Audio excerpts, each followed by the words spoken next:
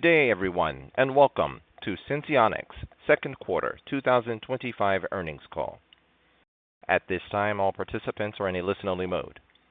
Later, you will have the opportunity to ask questions during the question-and-answer session. Please note, today's call will be recorded, and I'll be standing by should you need any assistance. It is now my pleasure to turn the conference over to Jeremy Pfeffer from LifeSci Advisors. Please go ahead. Thank you. This is Jeremy Pfeffer from LifeSci Advisors. Before we begin today, let me remind you that the company's remarks include forward-looking statements. These statements reflect management's expectations about future events, operating plans, regulatory matters, product enhancements, company performance, and other matters, and speak only as of the date hereof. These forward-looking statements involve a number of risks and uncertainties. A list of the factors that could cause actual results to be materially different from those expressed or implied by any of these forward-looking statements is detailed under Risk Factors and elsewhere in our annual report on Form 10-K for the year ended December 31st, 2024, and our 10-Qs and our other reports filed with the SEC. These documents are available on the Investor Relations section of our website at www.senseonics.com. We undertake no obligation to update publicly or revise these forward-looking statements for any reason except as required by law.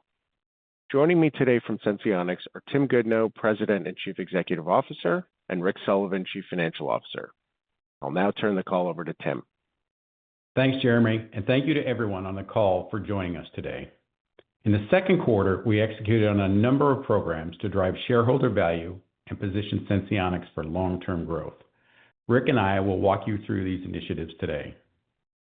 One of our main objectives is to drive Eversense awareness and adoption, and we're doing this by further supporting our product with added Senseonics commercial investment.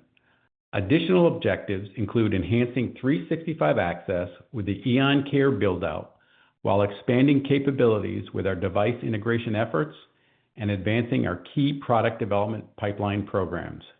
We are making solid progress across each of these areas. Q2 completes 2 quarters with Eversense 365 on the U.S. market, and we continue to be pleased with our launch momentum. We expect that through expanded DTC marketing, more people will learn about the unique performance attributes and convenience of our one-year sensor, resulting in more people choosing Eversense to help manage their diabetes. In Q2, we saw meaningful progress in that direction. Our new patient starts were up 79% over the prior year and 37% from Q1. Leads were more than doubled over the prior year, and June leads were up 50% over the prior 3-month average. We are seeing true acceleration in the growth of Eversense with the expanded DTC, and we plan to continue to augment Ascensia's DTC spending through the remainder of this year. To support this increased volume, Ascensia has hired 12 new inside sales reps to handle these calls.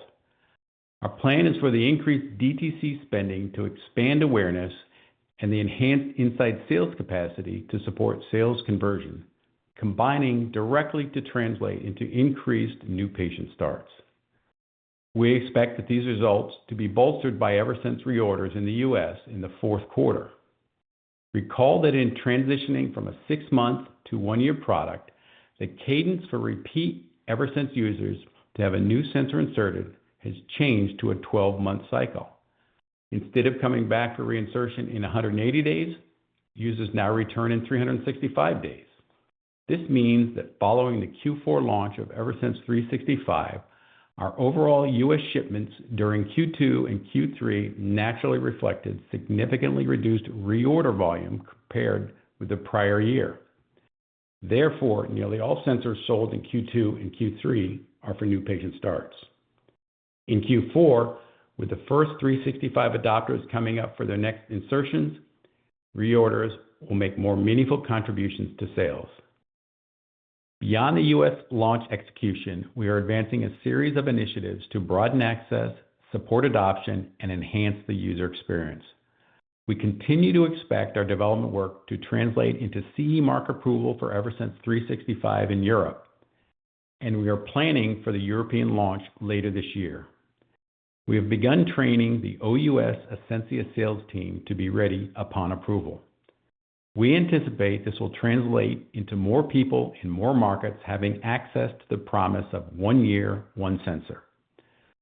Additionally, we are collaborating with other companies to further improve the market presence of Eversense 365. Last month, Sequel began the launch of their twist pump, and we announced during the quarter our respective development teams are collaborating on the final integration work, and we expect to see the Eversense 365 available for use with the twist pump later this year. We believe combining the advanced technologies of both companies will offer a real differentiation and unique benefits to people with diabetes. We all know that our users have to monitor their carb intake, exercise, and their glucose levels to determine the safe amount of insulin they need. This constant management requires significant patient involvement, and through the integration of Eversense with the Sequel twist pump, patients can simplify their lives, simplify the diabetes overhead, de-stress the CGM complexity for an entire year, and rest assured that the world's most advanced diabetes technology is working for them. The integration with the twist pump is the first of multiple partnerships we hope to announce with pump manufacturers and other parties. With the world's first and only 365-day continuous glucose monitor approved as an iCGM, we have a unique and convenient offering to integrate with any pump on the market, and we look forward to announcing updates in the future. In another important initiative, we continue working to make it easier for patients to have access to Eversense and for physicians to prescribe it.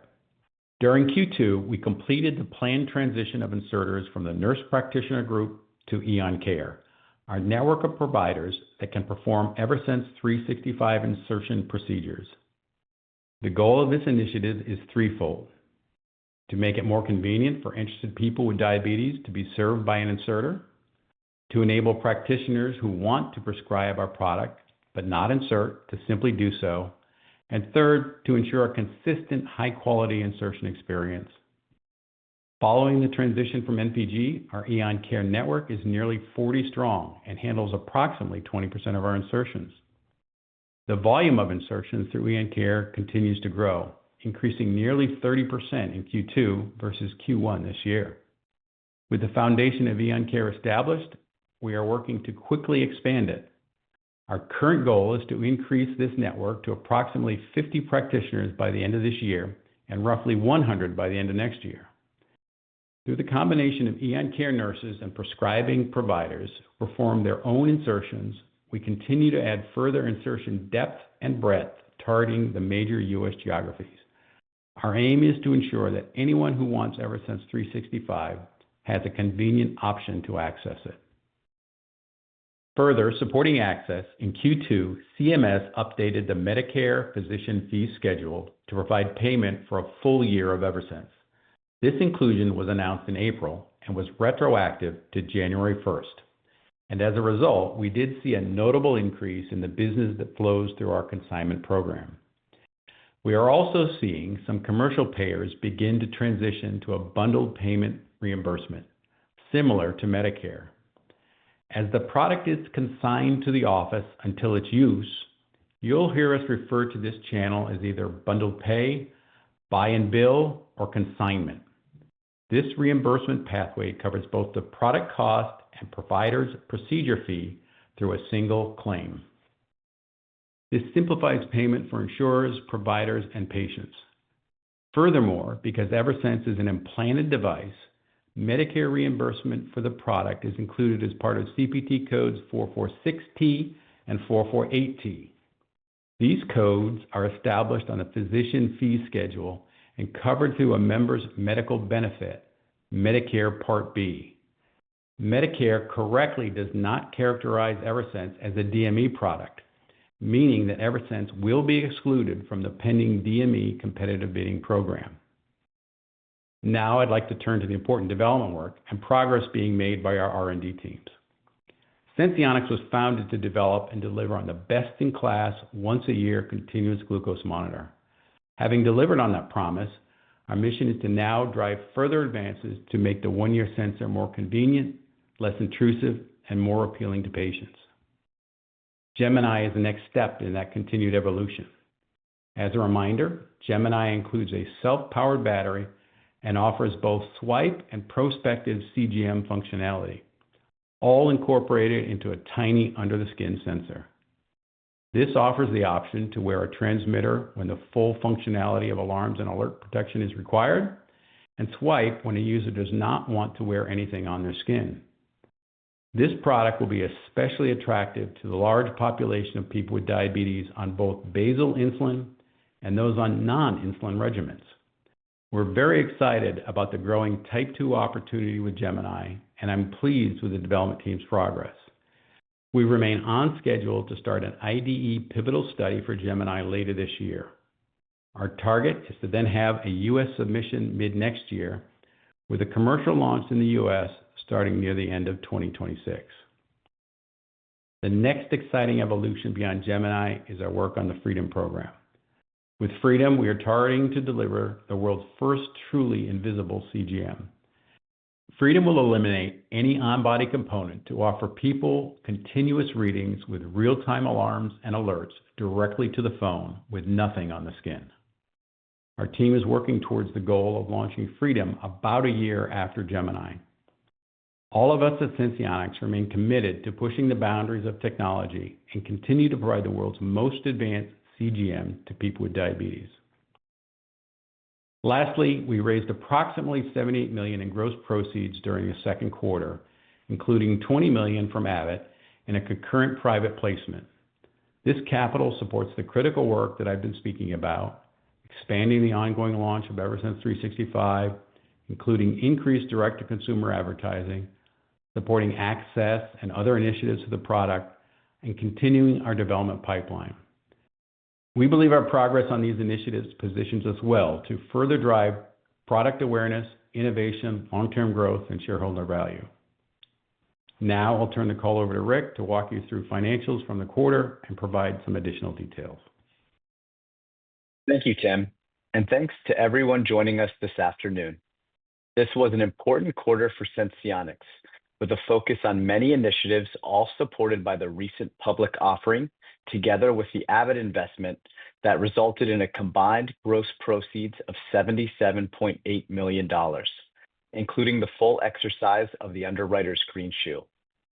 With a cash position of over $126 million, we have strengthened our balance sheet to support our runway, not only for continued development of both the Gemini and Freedom systems, but also to support key launch and marketing initiatives, such as driving patient leads through direct-to-consumer advertising.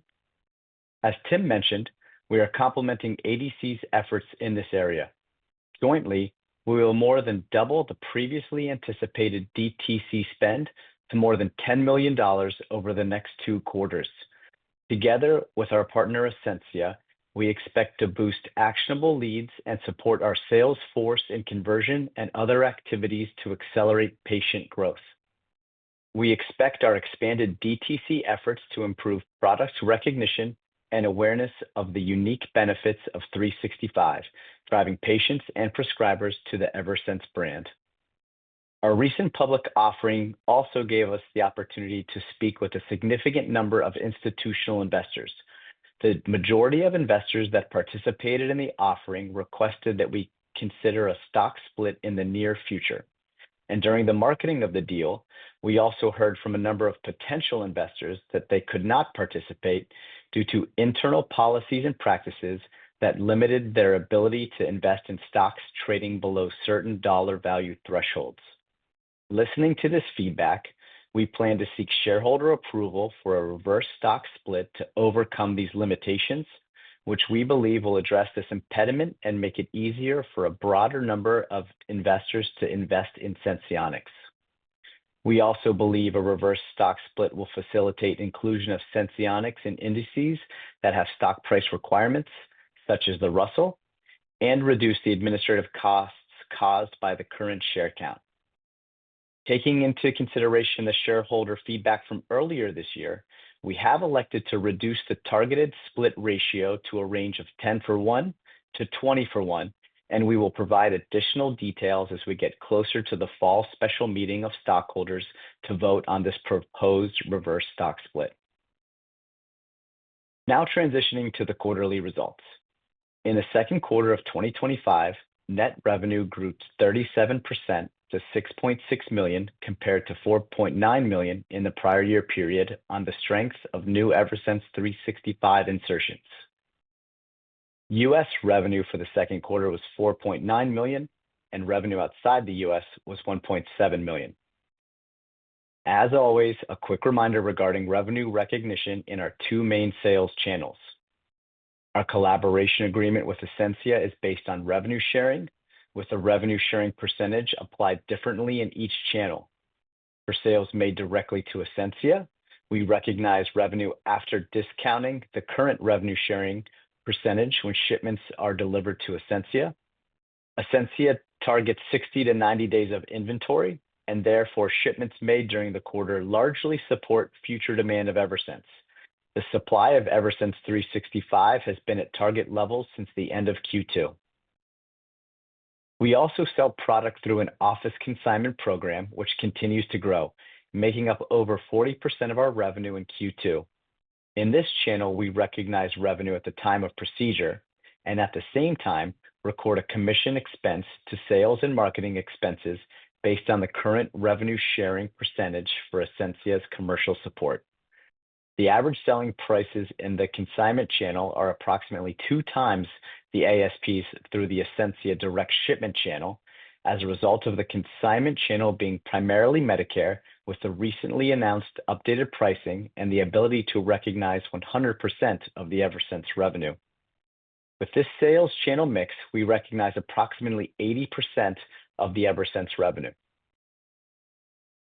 In Q2 2025, gross profit was $3.1 million, an increase of $2.8 million from the prior year period. This increase in gross profit was primarily driven by the increased margins on the 365-day product, sales channel mix, and for this quarter, a one-time gain of $0.7 million from value-added tax recoveries expensed in prior years. Research and development expenses in Q2 2025 were $7.7 million, a decrease of $3.1 million compared to the prior year period. The decrease was primarily due to a reduction in clinical study spend and consultant costs due to the completion of the 365-day product trials.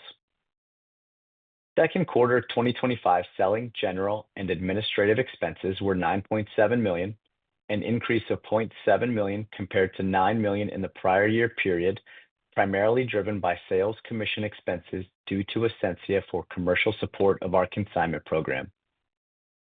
Net loss was $14.5 million, or a 2-cent loss per share in the second quarter of 2025, compared to a net loss of $20.3 million, or a 3-cent loss per share in the second quarter of 2024.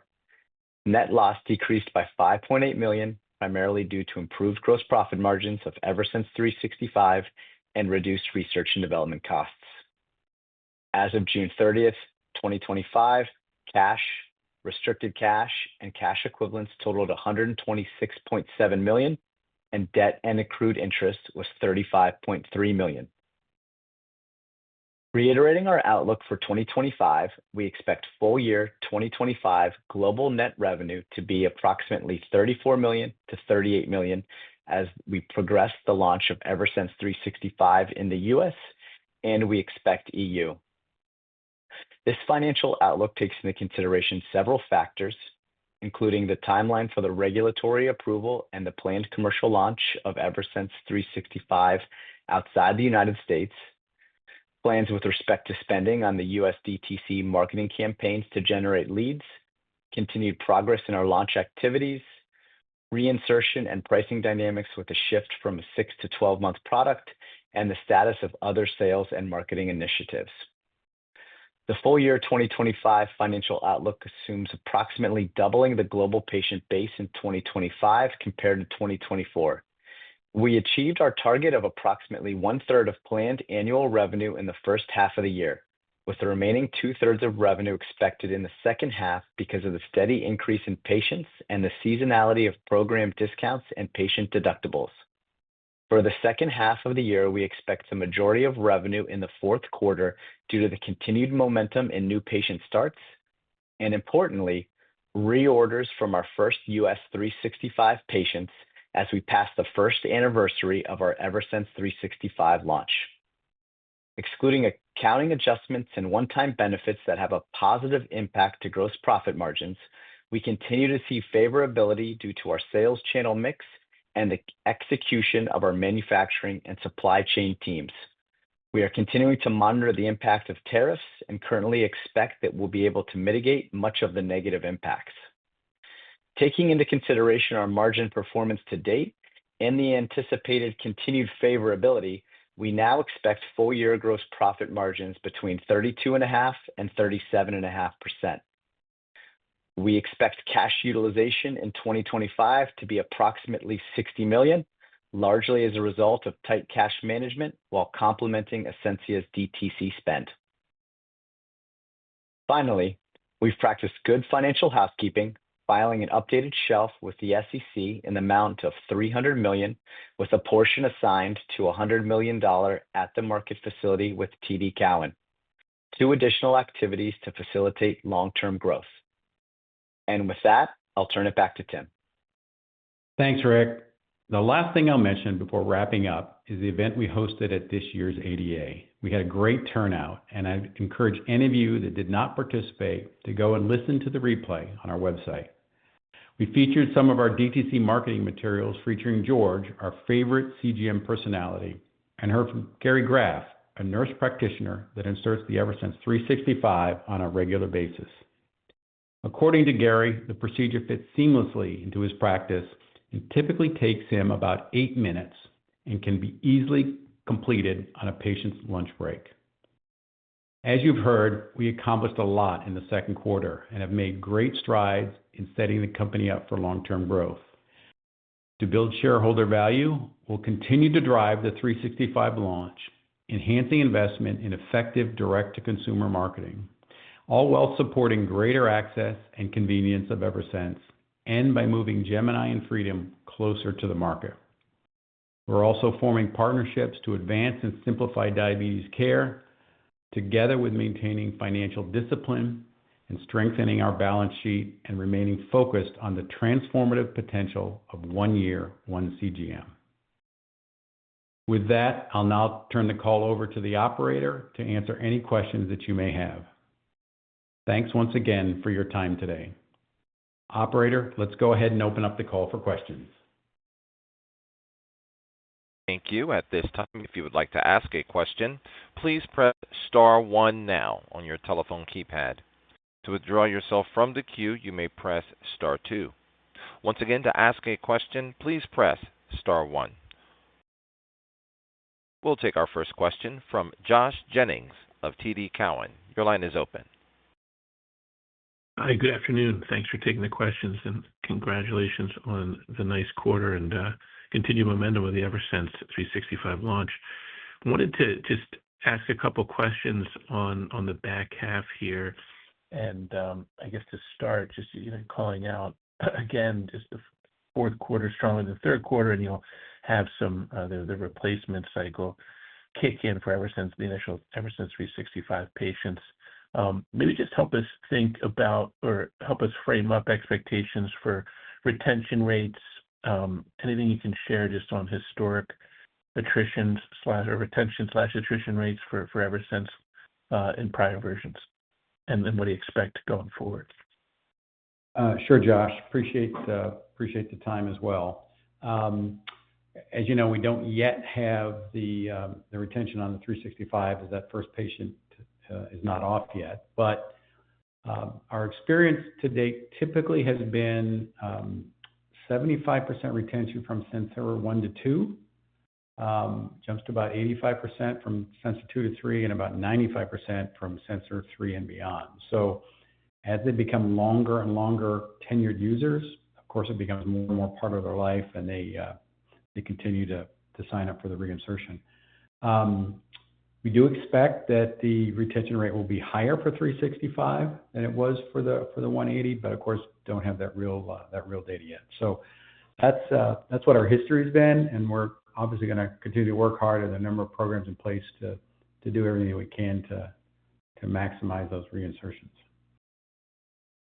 Excellent. Thanks for the help there. And then just on the consignment channel, big percentage of 2Q revenue, Medicare reimbursement is in place. I'm assuming that that's helping that kind of percentage increase sequentially. But how should we be thinking about the consignment as a percentage of total revenue in going forward? And just on the second part of this last question is just how should we think about the private pay for physicians and this global reimbursement is in play for Medicare?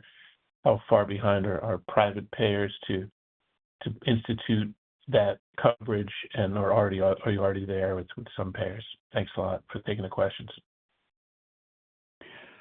Sure. Yes, we actually have started to see some of the payers. They recognize that this is not a traditional DME by any means, so they have begun that transition to that buy and bill channel, which again we consign that product, so the docs don't actually pay for it until they actually use it. So typically 1 or 2 sensors will sit in their institution. They'll do the insertion, and then it'll run out, or it'll appear in the cloud, and we'll actually bill them for it at that point. So, and for sure, that consignment channel is definitely increasing. It's it's the most attractive for that buy and bill space. But Rick, do you want to speak to how we're thinking about it going forward? Sure. Thanks, Tim. Thanks, Josh.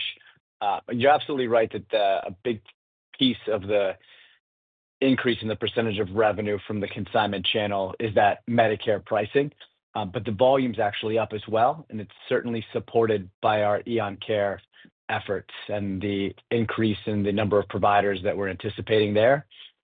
So we will continue to see that consignment channel increase as a percentage of our revenue. I wouldn't expect the growth to be as dramatic in future quarters. We also will see that our ASPs in our other Ascensia direct channel will improve in the second half of this year, as many of the patient assistance programs are going to be less utilized since our patients have now met their deductibles or are near meeting them in the second half of this year. Excellent. Appreciate it. Thanks. Thank you. We'll take our next question from Ben Haynor of Lake Street Capital Markets. Please go ahead. Good afternoon, gentlemen. Thanks for taking the questions. Just following up on one of Josh's questions on the retention rates, is there anything more that you could share maybe on how those changed when you moved from 90 days to 180 days, or is the sample size not there or non-representative? No, it's pretty consistent. As I said, the sensor retention is around 75% from sensor 1 to sensor 2.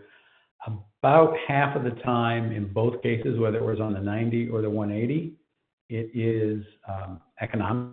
So they will have moved plans potentially, or would have been a participant in a subsidized, so a patient assistance program that might have expired, and it's an economic barrier to the transition to future ones. So we think it'll be. We're planning in that range, but again, there's also the recognition that by the time you use the product for a year, it really does become part of your life, and that's certainly, of course, the case with now all the 365 sensors. Okay, that makes sense. That's definitely helpful. And then, is there anything you can share on kind of the mix of diabetics that are getting these things? Has it changed much between what you've seen historically, type 1s, type 2, using insulin, intensive insulin, hypo-unaware, et cetera?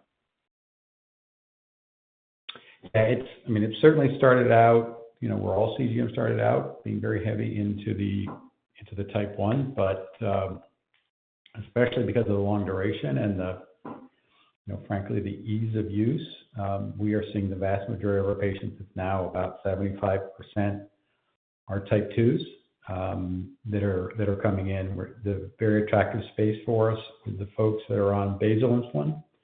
Again, they're looking for a technology that's got a little bit lower overhead, and going into the office, having one procedure done, and then being able to forget about it for the next 365 days is pretty attractive for them. So our biggest growth by far is coming from type 2 patients. Okay, that's great.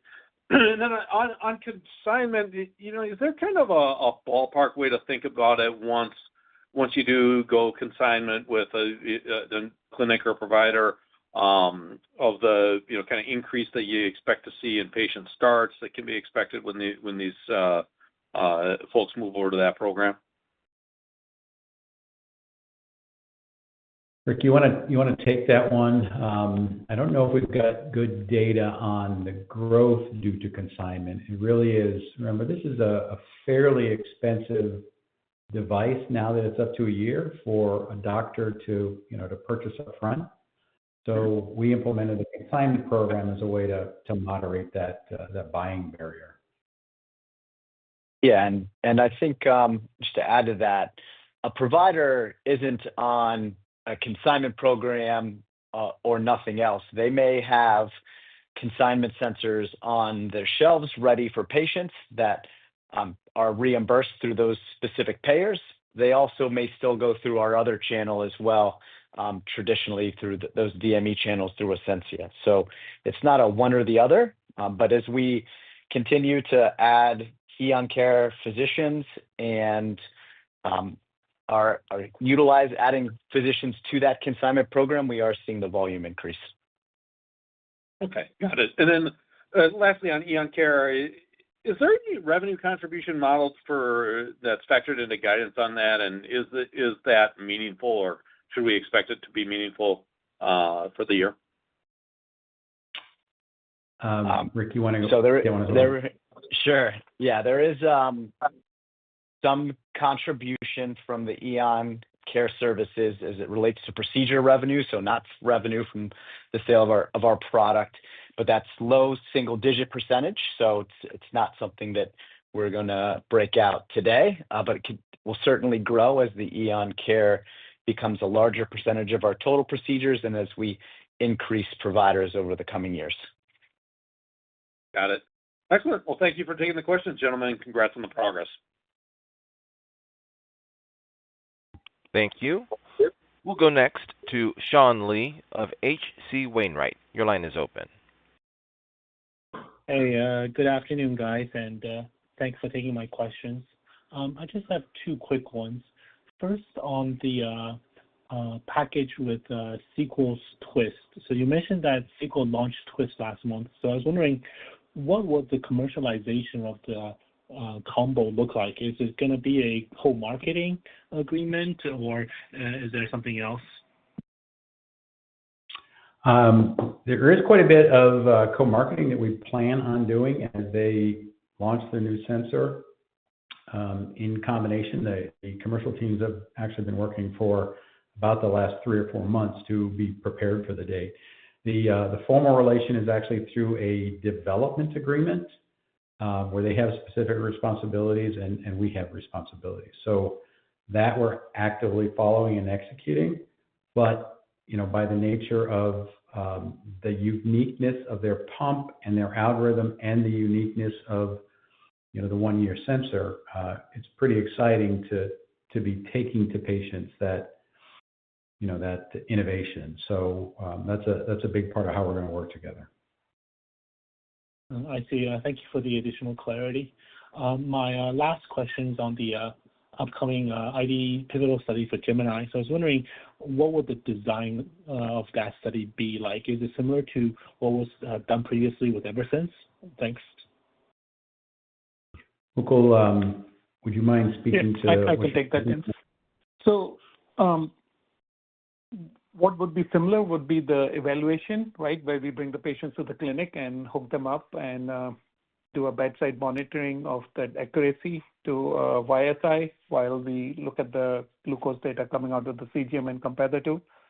What we intend to do in this clinical study is to just validate the new features, which is the flash part of it, and not go through the entire longitudinal 1 year, because the sensor part of the Gemini is the same as 365. This is how we are planning on that study. We still are in discussions with FDA, doing a pre-serve and having those discussions, so still have to be worked through that, but that's the intent. I see. Thanks again for taking my questions. You're welcome. And once again, to ask a question, that is star one on your telephone keypad. We'll move next to Anthony Petrone of Mizuho Group. Thanks, and congrats on the quarter here and the launch on Eversense so far. Maybe comments, from the Senseonics vantage point on the CMS proposal for competitive bidding and then just bundling, with insulin pumps. It almost seems like the payment, if that does go through, that actually Eversense is in a favorable, I guess, position because it technically I don't think would fall into that category. But I may be misspeaking there. But just again, the views on competitive bidding and just what that actually means for Eversense if it becomes a final rule as we head into 2027. Then I'll have a follow up. Yeah, Anthony, we agree with that assessment. Definitively, Eversense is, compensated by Medicare as a medical benefit. So it's a Part B benefit. It is not a DME product, and they remunerate us, as you heard, through the payment for the combined buy and bill, and therefore. We recognize that we will not be part of that competitive bidding process because it is a DME process that they follow. So it's those home use products that are subject to it, very similar to what they did in the diabetes technology space for the blood glucose meters and strips. But it is a result of that DME process, and as a medical benefit with a published annual CPT code and the reimbursement for it, we will certainly be outside of that. No, that's helpful. And then the follow-up there would be on the, provider transition, Eon Care, the increased number of nurse practitioners that are now, implanters, inserters. Just what's the timing there for actually when you can see that actually start to benefit volumes and, if you can give us just a scale of what that represents in terms of percentage increase in total number of implanters for Eversense. Thanks again and congrats. So we are right around 40 professionals right now. Over the next 3 or 4 months, we're gonna take that to 50, and then we plan to double that again in 2026. So it's going to be a very material component. It offers us not only the advantage of that flexibility, it also allows us to more regionally cover. So in situations where, as we have transitioned to more and more type 2 patients that are seen more and more by primary care, it's less likely that they're going to be large inserters. So those areas we're augmenting with this network of closely held, closely trained, but 1099 nurses. So they work on contract. We pay them, an hourly or a per diem rate. And then through the Eon, we'll actually bill for the procedure as well as that bundled payment if it's in, if it's in Medicare, or bill it through the commercial pay if it's, it's going through the more traditional route. Thanks again, Tim. Thank you. This does conclude our question and answer session. I'd be happy to return the call to Tim Goodnow for closing comments. Well, great. Thank you. We feel very excited about the progress that we're making with Eversense. The 365 product is truly shows some exciting times. We're excited to continue to be working with the team at Ascensia as we ramp up the DTC investment, which we're paying very close to and encouraged with the results that we're seeing. So look forward to updating you all in about a quarter on the progress and an important second half of the year for us. So with that, thanks everyone for the time, and look forward to speaking with you soon. Thank you. This does conclude today's conference. You may now disconnect your lines, and everyone have a great day.